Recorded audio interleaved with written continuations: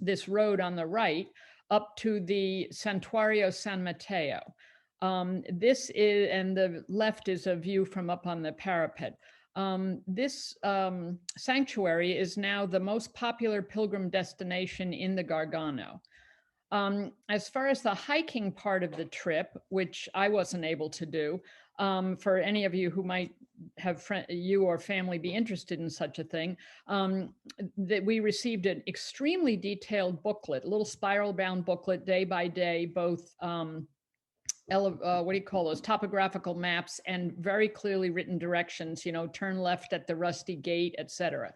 They had chosen a self-guided tour, and they did 5 days of hiking, and reported back that they saw nearly no one on each day of hiking except for shepherds. So it was a little off season, but it was also very much out in the middle of nowhere. This is again from the top of the sanctuary. These are the beehives that the monks take care of. This sanctuary was founded by the Benedictines in the late 5th century to accommodate pilgrims passing on the sacred Lombard Trail.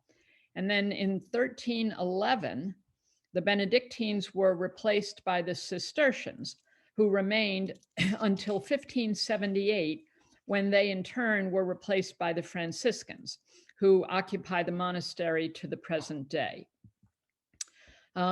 These are a couple of scenes from within the monastery. It was beautiful. The picture on the right is the courtyard, obviously, where they have herb gardens, a lot of mementos. It was very tranquil. Obviously, we had beautiful weather. So we spent a little time in there, and then when we left, there was an Italian family outside, and I was out there sitting down, and I got chatting with them. Neither one of us spoke the other's language particularly. This is Sherry and me on the left, and then Sherry's brother-in-law Bob and Donna on the right, and this Italian family. So we had a wonderful chat with them before we headed back down the road to the hotel. When we got to the hotel, Ruthie and Donna and Bob asked me out for lunch, which was nice because I'd only met them racing through the Rome airport.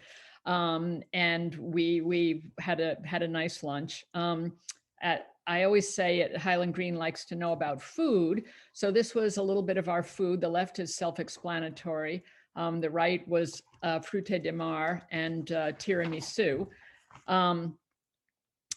And then the next morning off, the hikers started, which I'll get to in a little bit.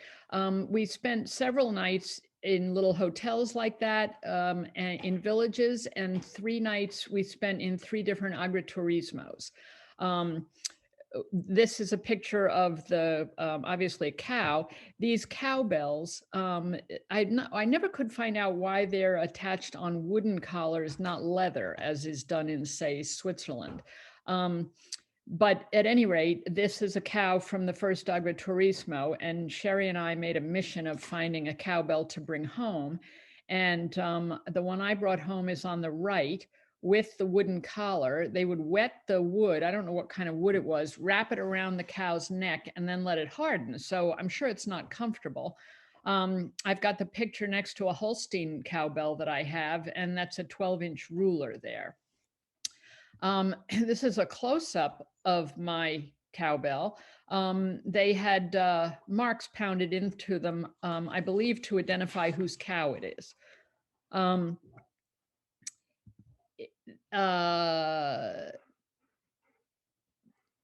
sorry, I have the video, the little thumbnails are blocking my part of the screen, and I can't read what this is San Giovanni Rotondo. I'm sorry. This is the REI hotel that we stayed in San Giovanni Rotondo. The earliest reference to the city's name as San Giovanni Rotondo is in a document dating from 1095. This was a lovely little hotel. My room was right over the front entrance there with the blinds pulled down part way. And you'll see it has some writing on the top of it. It says the REI Hotel way up at the top by the roof ridge, but down on the awning, I can't say that in Italian, but I did translate it. The saying over the door says, "What is essential is invisible to the eye." So in San Giovanni Rotondo, the most famous aspect of it is that Padre Pio lived there. This picture is a picture of the bell entrance to the Padre Pio Pilgrimage Church, which this is obviously a modern church. It was completed in 2004. And in more recent times, this church has become the second most visited shrine in the world due to the fact that the monk Padre Pio lived there from 1916 until he died in 1968. And the most visited shrine in the world, since I know someone might ask that, is Our Lady of Guadalupe in Mexico City. Outside by these bells, and before you go into the sanctuary, there was a large, very large amphitheater with just beautiful, beautiful inlaid cobblestones. It reminded me very much of the sidewalks of Prague. And I was just spending some time there. Inside the sanctuary, this being San Pio da Pietrelcina, this on the right is a massive stained glass window. And you can see those are not exactly flying buttresses, but I don't remember my architecture enough to know what those are called, but those vaults, it was amazing. This is another picture of the interior of the church. The church can accommodate 6,500 people seated and another 30,000 standing out in the amphitheater. Inside the church, it had many levels. It ultimately wound down underground to Padre Pio himself, which we'll get to. But it had just amazing mosaics. And this is an example of a couple of the mosaics up close. And here are a couple of the mosaics from farther away. Obviously, a lot of gold, just all over the walls. On the right, an entire column of mosaic. It was magnificent. So when they built this church more recently, and then eventually Padre Pio's body was exhumed, and it was in fairly good condition, according to those who exhumed it. And so they made a shrine down in the underneath where some of these mosaics are to Padre Pio. And the pilgrims spend quite a long time in line filing past his body there. So after this, I returned to the hotel. This is a view out from up on the hilltop where the church is, out over the town, and just some windy stairs on the right. This is the courtyard of the REI Hotel, where it gets very hot in the summer. We had absolutely beautiful weather, but this, I'm not quite sure what you call this on the left, but this is the group after they had come back from hiking, having some wine, first some water. It was quite hot and dry out there. And that's Donna's husband, Bob, on the right. So every morning when the hikers would set out, I generally took their picture. Let's see. You'll see there are 6 of them on the left. First of all, they're flanking the statue of Padre Pio. One member of our party, Ruthie's sister Sally, had some mobility issues, so she and I did not hike, and we went with our driver, whose name I can't remember, with the bags, and he's on the right there. So I would take the picture of the 6 of them heading off, and then Sally and I would hop in the car and barrel off to the next town where we would either have lunch together or go our separate ways and wander around the town until the hikers got back. One funny thing about our group of 8 is that among us, there were 2 sisters, 2 brothers, 2 Ruthies, and 2 Bobs. So that was just fun. So when we went off that day to the next town, we wound up the day in Monte Sant'Angelo. This picture is the Adriatic as seen from the veranda of the Palace Hotel, which was where we stayed.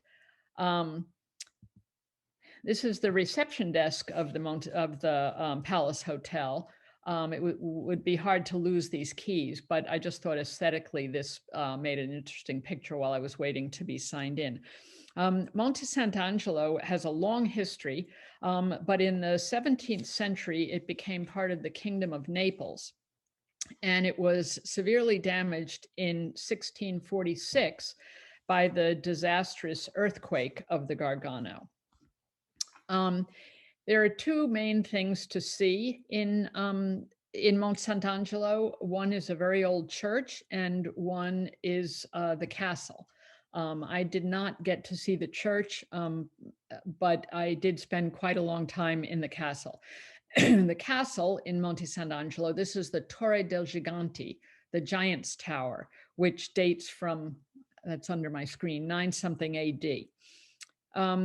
Emperor Frederick II restored the castle in the 1200s in order to use it as a residence for his mistress, Bianca Lancia. And once you pay a ticket, you can pay for the ticket, you can just go in and wander all over. And it was beautiful. To this day, legend has it that the castle is home to Bianca Lancia's ghost, whose sighs can be heard, especially in wintertime. I did not hear them. From the castle, I then, having asked at the desk of the hotel for some recommendations for lunch, I wandered through a good bit of the rest of the town and found my way to some lunch. This is on the left is a cheese shop, and then on the right, a bread shop. But the bread shop sells cheese and the cheese shop sells bread also. So, but this was just a beautiful little town as I wound my way back for lunch and then the hotel for a nap. This is a new rendition of artisanal bread. And these are views from the restaurant that I chose for lunch, looking out over the rooftops to the Adriatic. And then on the right was where I was sitting at my table, looking out at these stairs. Monte Sant'Angelo is built on a hillside, and these long sets of stairs people just use to cut up to the next level. And at the end of my lunch, of course, I wound up finding some gelato ovviamente. This is the Palace Hotel. So at the end of that day, Sally and I settled out on the veranda with some wine, waiting for the hikers to come along.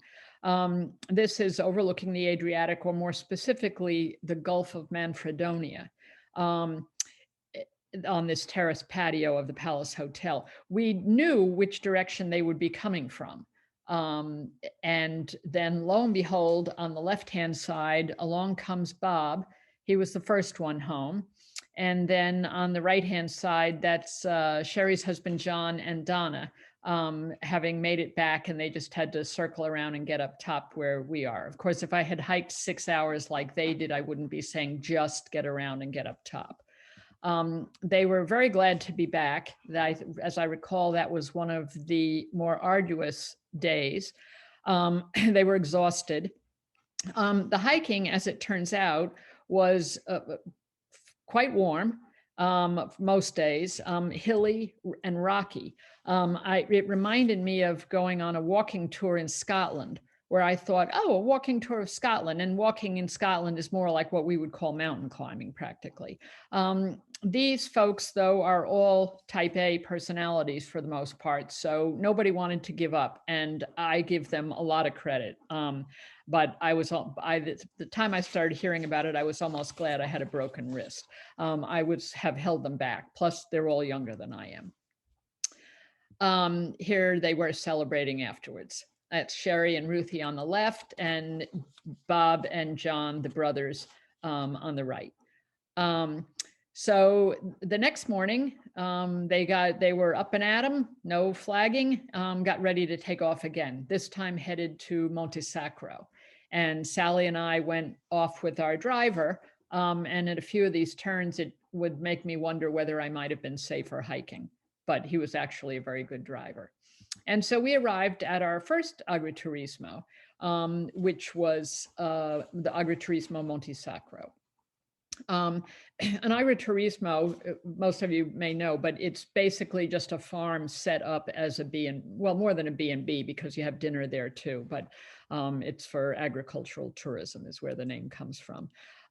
In the off season, this one is very popular with Romans. It has a pool, tennis courts, but those were all closed for the season. We had the place to ourselves because it was off season. I spent the day wandering around after a lunch with Sally, which we'll get to. I think you saw this picture in one of the emails that Ellen sent. I was just fascinated by these stairs, because if you actually think what it took to make this wall and the stairs, it was just fascinating. Not only did I have a broken wrist already and not need another one, but these stairs were quite narrow, and I did not go up them for those reasons, but also because behind that fencing up at the top were the family's pigs, which looked more like wild boars. So Sally and I, once we got there and got our bags to our rooms, we were given a lovely little snack when we arrived. This was part of it. This is another picture of our snack. And along all these outdoor tables, they had these beautiful bunches of peppers hanging to dry. I just couldn't get enough of them. And all around the agriturismo were these little dogs. They were all related, and they were just adorable. Some were puppies. The one on the lower left is gnawing on my backpack. They take a nap in the sun. One had just had some surgery. They were a lot of fun. So the next morning, off the hikers went again. Now, you might notice there are 8 people in this picture, because the couple in the front are the owners of the agriturismo. And we took, this is just the posing picture, but we took a bunch of pictures with them. We shared an awful lot of laughter, particularly the night before, as the Mrs. Signora was serving us our dinner, and he was in the kitchen, and they were bantering with each other. They were just delightful. And then on the right, off go the hikers again. And off Sally and I went. He was a very good driver. He was hired by Hidden Italy, and he was fantastic. He was always on time. He was very helpful, and he always had a popped collar. These pictures were mostly taken from the car, so they're not the best pictures, but they give you an idea of what we saw as we went along up and down out of the mountains and along the coast. As you drive along the Gargano coast, Gargano, you're surrounded by lemon and olive groves and stunning vistas. This Torre di San Felice on the right is one. We stopped and got out here. It's one of about 25 towers along this coast. And you can see them all on a good map of the Gargano Peninsula. This one was built in 1540. And when these were built, signals were passed along from tower to tower. I'm not sure if it was by light or by runner, but they were an important part of the coastline. And we then arrived at the Agriturismo Masseria Scarrassa, which is near Vieste, near being a relative term. It was still out in the middle of absolutely nowhere. There has been a farm, the La Scarrassa has been a farm on this location since about 1820. And it consists primarily of olive groves because it's fairly dry up there, but they have another plot of land farther down toward the coast that they farm as well. And in 1999, the family turned the old stables into 4 rooms and opened the Agriturismo. And in this picture on the left, in addition to the well-used fireplace, you can notice on the left a very, very, very large cowbell. So I'm not sure who wore that, but it must have been one large animal. So here at the Masseria Scarrassa, Sally and I, when we got there, we had lunch among the chickens. I think in this agriturismo, one other group of day hikers came through. I do remember seeing other people here. So we ate with the chickens.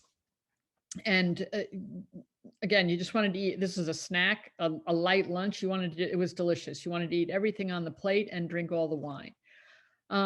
As we sat there, I took this picture of this cat. Everyone needed lunch. And a moment after this picture was taken, he had his lunch, which was a lizard. And in the afternoon, I took a lovely walk through the olive groves. Many of them had ladders up against them, like this ladder here for picking the olives. There were chickens and wandering among them. Beautiful stone walls. It was just lovely. These are also pictures from in the main dining room. Again, more cowbells. You can see the biggest one on the left was anchored with a screw and bolt. And then on the right, that's the main room. And that was the table we ate at for dinner that night. And you can see the beautiful old stonework and the niches in the walls for storage. These are a couple of pictures from outside. These benches out on the lawn is where we had our wine and hors d'oeuvres the night before. I did some knitting out there before the hikers came back. I try to take a small knitting project on every trip I go on, and then I remember that I make something for myself, and then I remember that item. I enjoy remembering where I was when I knitted that. Again, that's the Adriatic in the background. So the next morning, I woke up early and I took a walk at dawn. The picture on the left is sunrise over the Adriatic. I think you can see the the tile roof, which is over a little shelter for the animals.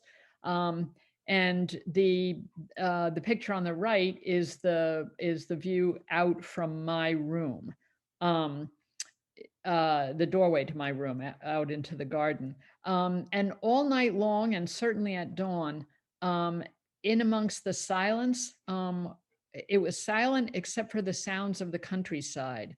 The cows, if they would wander around at night, the bells would ring. It's a deep sound. At daybreak, the roosters crowed. There were a few birds. Once in a while, a dog barked.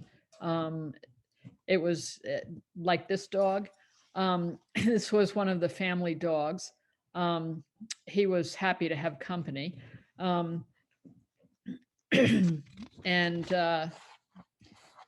they had cows, chickens, horses.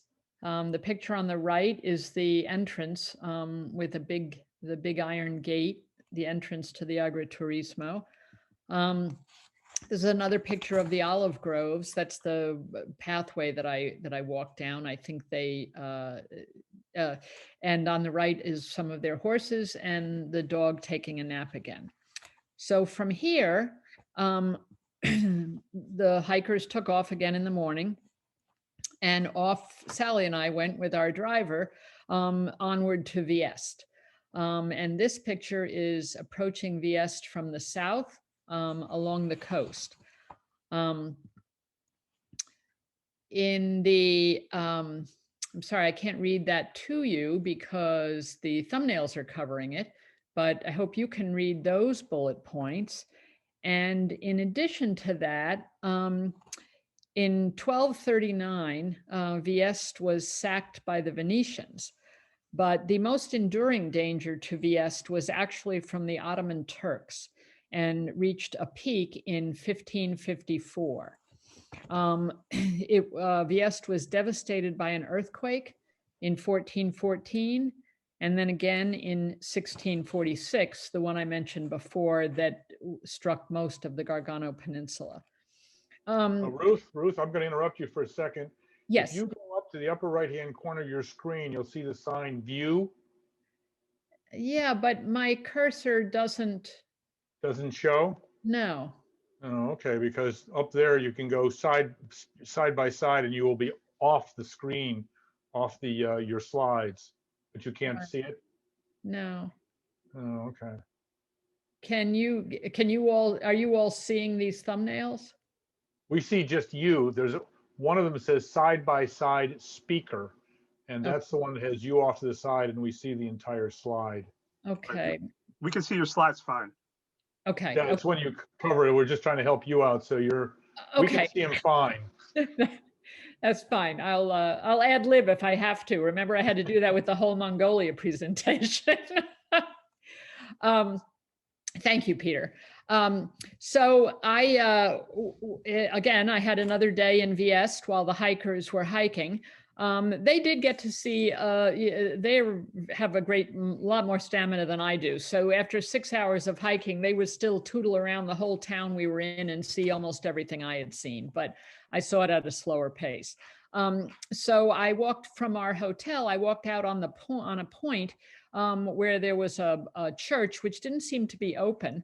And that's where this picture on the left was taken looking back toward the town. And I just love this picture on the right. And to be honest, I have no recollection of finding out where these flags started or ended, but they were strung up there. And I just thought it was a pretty picture. This picture is the point with the church on it, taken at night as we went out to dinner, and side by side with the same picture taken during the day. Vieste is a wonderful town to make as a launch point for a vacation in this area. I wasn't familiar with it, but it has an old city, which we're headed into here, and then the newer part. Our hotel was first rate. It has great places to stroll. It has parks, gelato on every corner, little outdoor bars, restaurants. I would go back to Vieste in a heartbeat, and it would just be a nice place to like spend a few days. And if you had a car, just drive out into the countryside each day. This picture on the left is our part of our party. We're walking through the old town to dinner. John's brother Bob, who's on the far left there, they're all very fit. He does the Portland to Peaks swim every year. So after he got back from hiking every day, he would take off to look at the town and wind up finding a fabulous restaurant for us and make a reservation. So by the time we were ready to go, Bob knew exactly where we were going, and et cetera. So that was just wonderful. This is another picture of Vieste at night, and that's more in our party. And again, it was off season, but it was still lovely. So you can see there were plenty of people strolling in the evening air. And this picture on the right is just a nice little alleyway. I think that might be our hotel on the left, and our rooms were up on the top floor. This is another view from out on the point, looking back. That was the coast we had driven along to get up to north to Vieste. Another interesting thing in Vieste, we came upon the Stairs of Love, And when I had came upon them several times, but this time when we were going out to dinner, there was a wedding, and they were having their pictures taken by the Stairs of Love. And we got Donna and Bob to pose there. That's the picture on the right.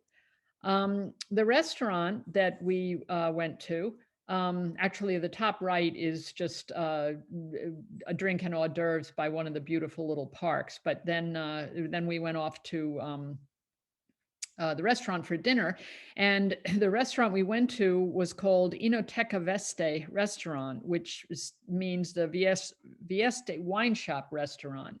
And the it was in a cave, and the wine cellar is that picture on the lower left. It wasn't open to the public. I couldn't go up there, but all the wine is stored up there in part of the cave, which was lovely. And then on the way home, of course, we had more gelato. Never enough gelato.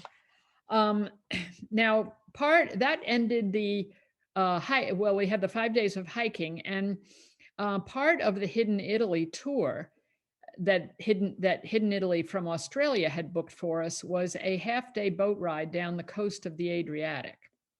And I'll do anything on a boat. I was very much looking forward to this. But it was especially insightful to see the coast from the water and to think about the thousands of years of history that had occurred up and down this coast, because you'll see it's cliff-like.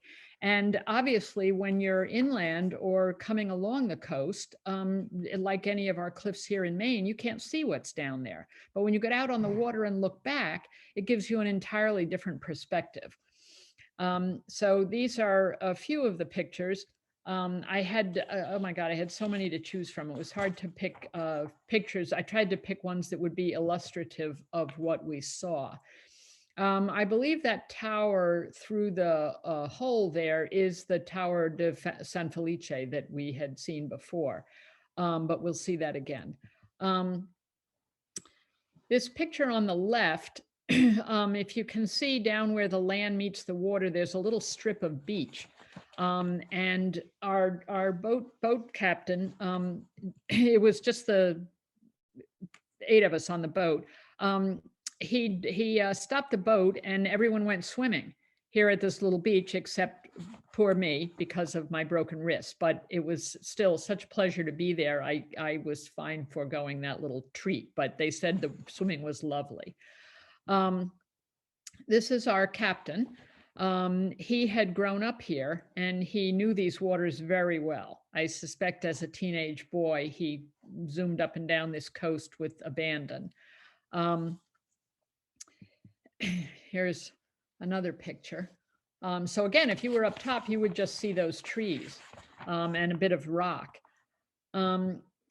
These pictures, I couldn't get a better picture of this trabuco. This picture on the left, this wooden structure sticking out into the water, we're at quite a distance. It's much larger than it looks, and it's a trabuco, which is it's an old fishing machine. And I believe they're unique to this area. A section of the coast has them, and they're also found on I forget how you pronounce it from my Latin, Tyrrhenian Sea. But the trabuco here are protected in the Gargano National Park as historic monuments. And they are made as a massive construction of platform anchored to the rock by large pine logs. And this one is missing its arms, but when they were operational, they had 2 long, very long arms that would stretch out over the water and support a huge net. And the net was lowered into the water by a series of winches and then quickly raised, catching the flows of fish that moved along the ravines of the coast. Working on the trabuco was a very dangerous job. But it's very interesting. This on the right is the same picture we saw before, the Torre de San Felice, and on the left is a picture of it seen from the water. So you can imagine, as watchtowers, these torres were very effective. Here are 2 more just amazing pictures. Again, with this program I use being horizontal, it's hard to capture the vertical aspect of it, but it was just awesome. We went in a number of these grotto-y things. And you could imagine there were echoes in here. He knew he took us in this one because of the echoes, and you could make a noise and hear it bouncing around off the top of the cave from side to side. And you can imagine what a great place to hide this would be for pirates. So after we'd gotten, I forget how many miles down the coast we went, but quite far, he stopped and broke out a couple bottles of Prosecco and some cookies, and we had a little party. Again, it was just the 8 of us on the boat and him. And then I'm sure much to his delight, he was able to open the throttles and roar back up the coast. And we could see an advancing storm off in the distance. So we didn't really know whether he was just enjoying himself or wanted to get rid of us, but it was a wonderful trip. So the hiking trip itself ended in Vieste, and then again, everybody had assignments. We had, I think it was Donna here in the pink shirt that had hired a small van to drive us to Matera. And I think part of the reason that this group chose this area, they've traveled a good bit together, but Donna's forebears are from the Bari region of Italy. So for those of you who know this coast, from Vieste, we drove down the coast to Bari and then turned west or inland to Matera, which was about a 4-hour drive. And once we got there to Matera, we were staying in this area called the Sassi. Sassi means stones. And the Sassi area is in Matera, which is a city on a rocky outcrop. And this has always been an isolated and forgotten part of Basilicata, which is one of the least populated, least visited, and least understood regions of Italy. As far as the Sassi, human activity has been taking place here without interruption since the Neolithic age, between 7,000 and 9,000 years. So there are older cities for sure, say in Mesopotamia, but not occupied in modern times and definitely not without interruption. The area known as the Sassi was dug out of a rocky area sitting on a great limestone gorge called the Gravina of Matera. And locally, the rock is often called tufo, but that literally means it's volcanic, and this rock is not volcanic. It is limestone. So sitting on the gorge called the Gravina of Matera. And there is a footbridge across the gorge, which you can see down toward the lower right. That used to be more of a river, but that's the footbridge across it. And you can go across that and up the other side where there are also cave dwellings and look back on the Sassi. But the footbridge and the stair access to the footbridge were closed when we were there for safety reasons. One might think it's not safe to go there anyway, but and if one were to get to the other side, as opposed to looking like it looks on the left there, it would look more like this. So these are the caves. Now, let me see. I'm sorry. Okay.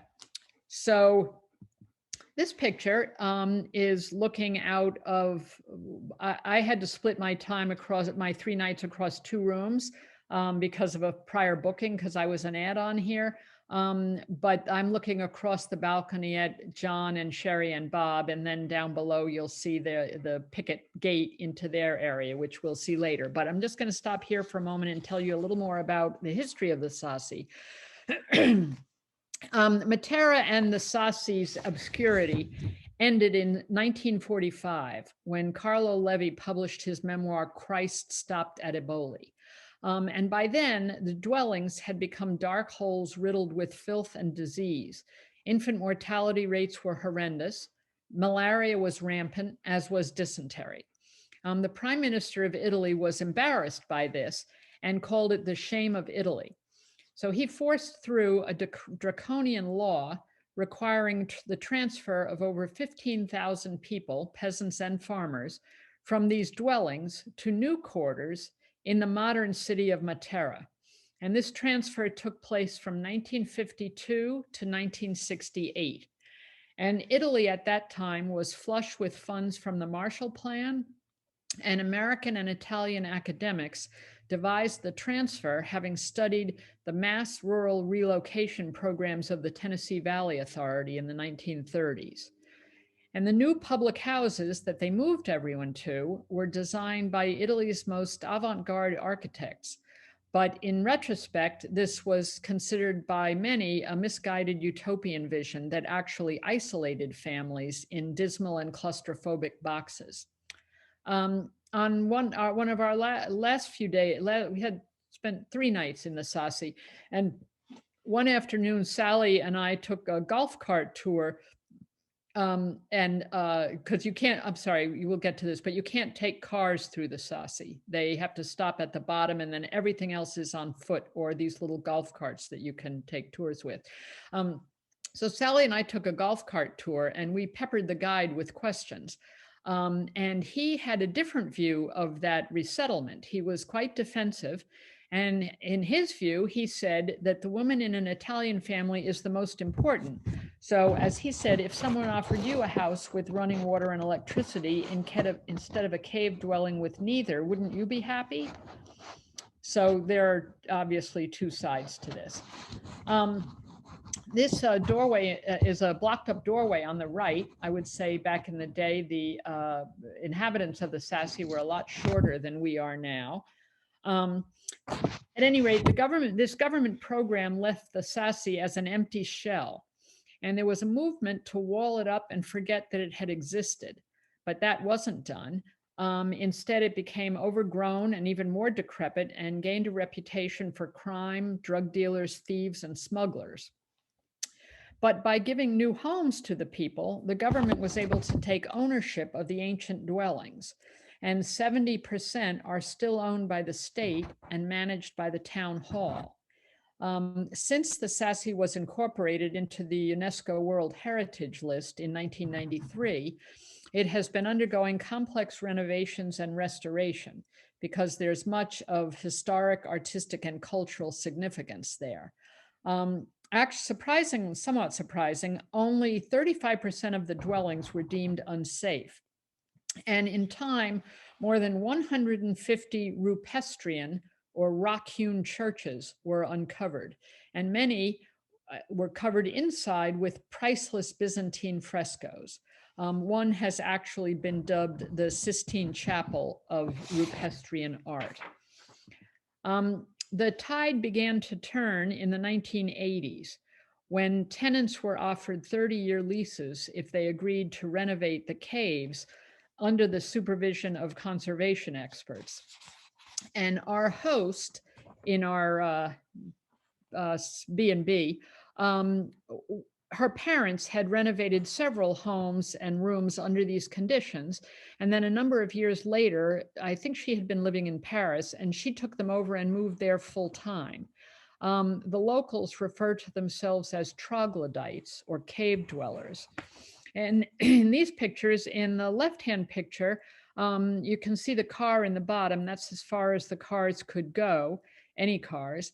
And our rooms were about 2/3 of the way up this photo, up at the top of the last layer of light-colored stone. That is Sherry and John and Bob's balcony. And the picture on the right is the final walkway or path up to our rooms. And again, there's the little picket fence, which goes into Sherry and John's area and winds up the stairs, which we'll get to. And you can see their balcony up on the top with the flowers on it. As I said, there are no cars in the Sassi. And it is composed, it's very hard to describe. And before I got there, I couldn't have even with pictures, I couldn't have adequately imagined it. The Sassi itself covers 2,500 acres. So it is big. when it's all on foot. No cars, but many, many levels of winding stepped stone paths up and down. And opening onto these stone paths are the cave dwellings, be they homes, restaurants, and on the lower parts, some shops. The Sassy is described by Fodor's as one of the most unique landscapes in Europe. And it certainly was the most unique landscape I've ever seen. As I said, it was named a World Heritage Site in 1993. When we got here from our 4-hour ride from Viest, Sally and I hired porters to bring our bags up to where we were staying from where the car could go no further, which was actually something that our hostess had suggested to Donna because she knew 2 of us were not as agile as the others. And boy, was I glad. So once you got up, again, you can see our street, if you will, way up at the top of the left-hand picture where the sun is shining on the stone. This is an ox cart down at the bottom. So then when we took off each day, I would generally go by myself. I wasn't going to go, stop it, Willow, as far as the others. You had to memorize how to get back when you were venturing out. So I'd get down to the bottom and then I'd look back or maybe take a picture and memorize where I was supposed to be. And the picture on the right, I'm sorry, that's Willow. Stop it, Willow. The picture on the right are, everything was stone, cobblestones, and these little ramps these little niches were built into it to make it easier for the ox carts to be pulled up the hill. I went, yeah, these I would presume are Sassy versions of hitching posts. I went to a little museum called the Cave House, which was a recreation of a tropical home. This home was built in the early 1700s. I'm sorry, hold on one second.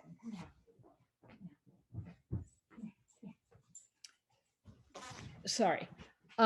It dates to the early 1700s.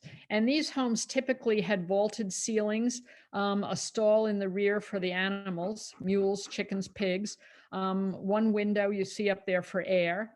And in the picture on the right says, in my poor Italian, Coniugi Visiello La Pola, ultimi abitanti di questa casa. That's Mr. and Mrs. Visiello La Pola, the last inhabitants of this house. This was a beautiful recreation. When they were inhabited, before they were cleared out, the houses typically had one bed. It was generally as high as possible from the humidity of the floor. The very small children often slept in the dresser drawers, pulled out this dresser, like a dresser on the right that held the people's clothes, or at a small bed at the foot of the bed that could be pushed under the bed during the day. They had many children, but as I said, there was about a 50% infant mortality rate. And various niches were dug in the walls to use as shelves and whatnot. There's a small kitchen, not an eating kitchen, but just a little nook as a kitchen. And again, there's a little window up at the top. For mealtime, they would gather around a small table and all eat from one large dish. There was an opening in the floor that led to a cistern. There was, once they dug out all the garbage and excavated these places when they went to restore them, there was an astonishing channeling system bringing rainwater down into the cistern. There were no aquifers or springs because it was situated over this massive limestone strata. And one of the items that would have been stored in these niches in the kitchen would be the family's bread stamp. So this was a bread stamp I got for myself and had my initials carved in the bottom of it. When the woman of the house would make bread, the loaves were collected by ox cart and baked in communal ovens. And the stamp in the yeast raised dough was used to personalize the loaf to make sure you got your own loaves back. So back to our own accommodations. Here is for orientation, the picket fence again, leading up to Sherry and John's balcony and accommodations. So if they went through this fence into the little courtyard, then they had a key to unlock the door on a door, and they would go in on the right. The white door, it goes to the owner's quarters, and who was the neighbor of my hostess. And then they would take these stairs up to their level. In this picture from that little picket gate, if you went farther up the so-called street to the left, you would just a couple doors up come to my street. This was my street. I'm sorry, it was right on the same street as theirs, but I've managed to circle in black. This is my doorway. So my doorway was I had a room with a bathroom. This is my entrance to my room on the right. It came in, it had a bathroom up on the landing there. And then the stairs came down into the room. It was renovated with plumbing, electricity, heating, and ventilation systems, as all the modernized rooms are.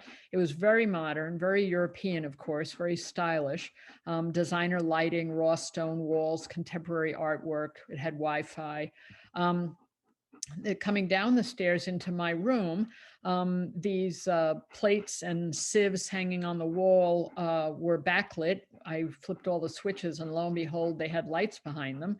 The curtain on the right covers a small refrigerator and coffee maker. And here's a picture of the lights backlit. It was very pretty.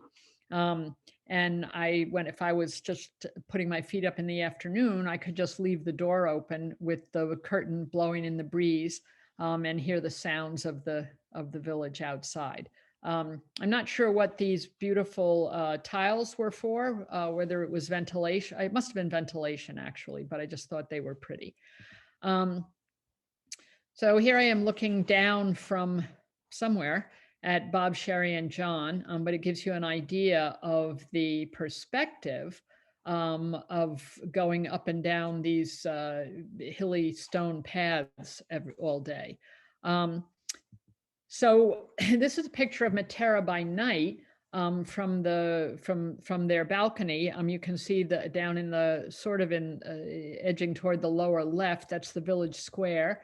There was often something going on down there. It often involved music. With 150 churches in the Sassy in Matera, many are still active today. And so there were frequently bells playing across the night air. This is another picture of the same view from the balcony. And on our last day in Sassy was Sherry's birthday.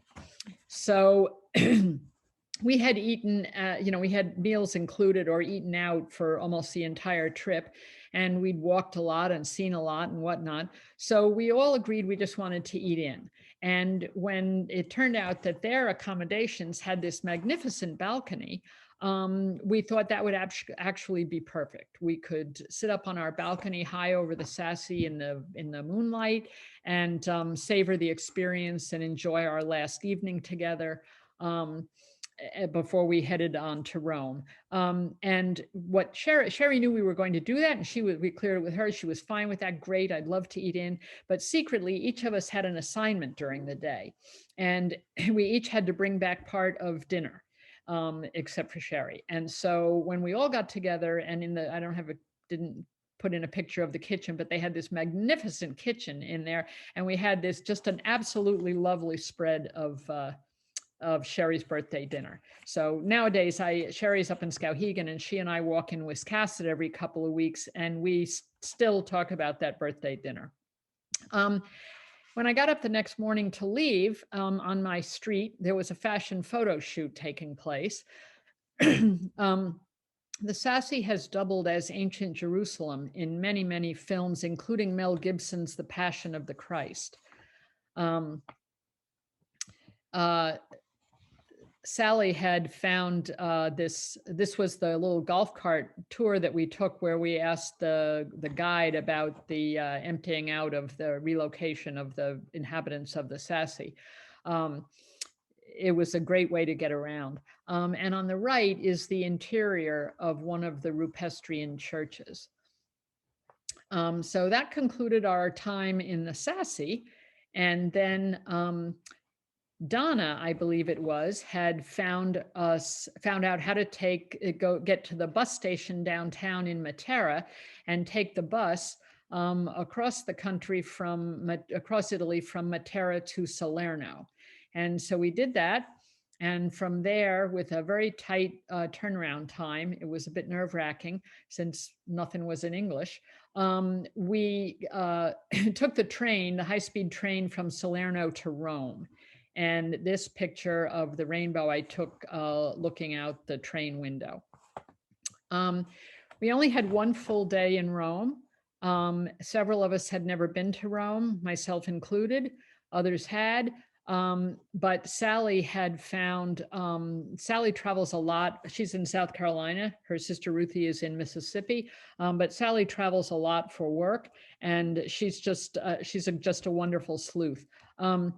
She had found an amazing 6-hour tour for anyone who wanted to come. So about, I think 4 or 5 of us ended up coming on this golf cart tour, which I would highly recommend if you ever found yourself in Rome with either limited time or limited stamina.